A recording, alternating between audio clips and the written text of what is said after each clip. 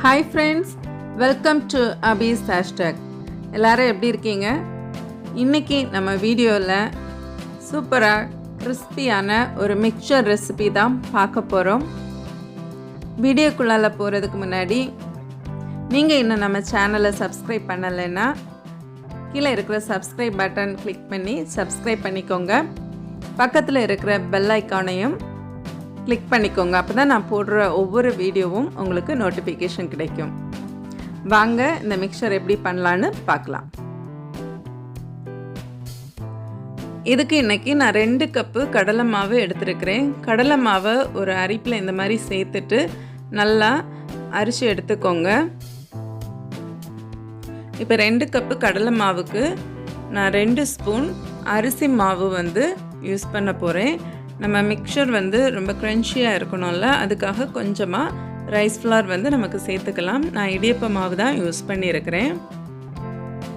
இப்போது இதுக்கு காரத்துக்கு தேவையான மசாலா நம்ம போட்டுடலாம்.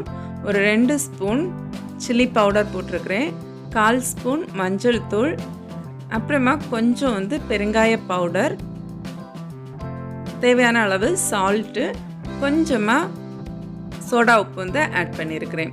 இப்போ இவ்வளோத்தையும் நல்லா மிக்ஸ் பண்ணி எடுத்துக்கலாம். நான் இப்போ 2 கப்பு மாவுக்கு நம்ம இதெல்லாம் மிக்ஸ் பண்ணி எடுத்துருக்குறோம்.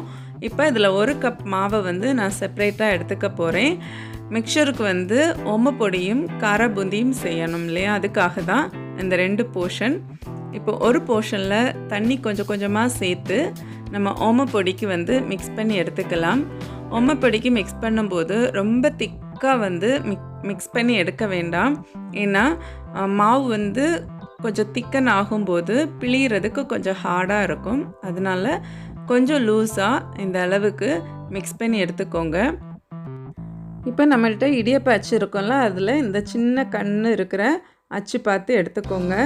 இதை உள்ளே ப்ளேஸ் பண்ணிவிட்டு கொஞ்சம் ஆயில் இதுக்கு உள்ளால ஸ்ப்ரெட் பண்ணிவிட்டு நம்ம எடுத்து வச்சுருக்கிற மாவை இதில் லோட் பண்ணிடலாம்.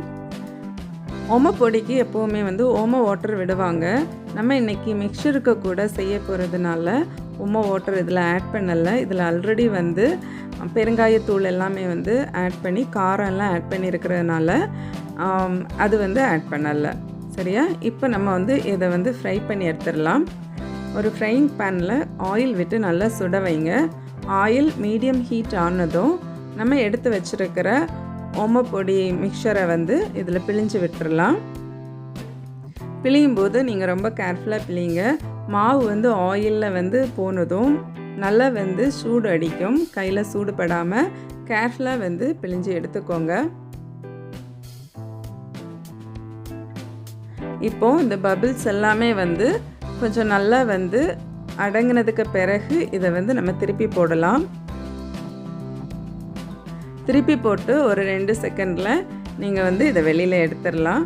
நமக்கு சூப்பராக மொறுமொறுன்னு சொல்லிவிட்டு ஓமப்பொடிக்கு ரெடியாகி கிடச்சிருச்சு. நான் இன்றைக்கி எடுத்து வச்சுருக்கிற மாவு எல்லாத்தையுமே இதே மாதிரி அடுத்த லாட்டும் நான் பிழிஞ்சு ரெடி பண்ணி வச்சுக்கிறேன். நான் இன்றைக்கி 1 கப் எடுத்து மாவுக்கு இதில் ஒரு 5 டைம்ஸ் இந்த மாதிரி பிழிகிறதுக்கு எனக்கு கிடச்சிருந்து.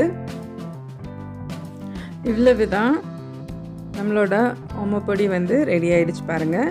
இப்போ கார பூந்திக்கு மாவு மிக்ஸ் பண்ணிடுவோம்.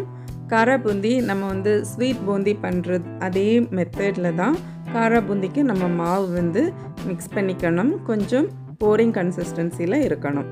இப்போ அதே பேனில் ஆயிலை கொஞ்சம் கூட சூடு பண்ணிவிட்டு மாவை விட வேண்டியது தான்.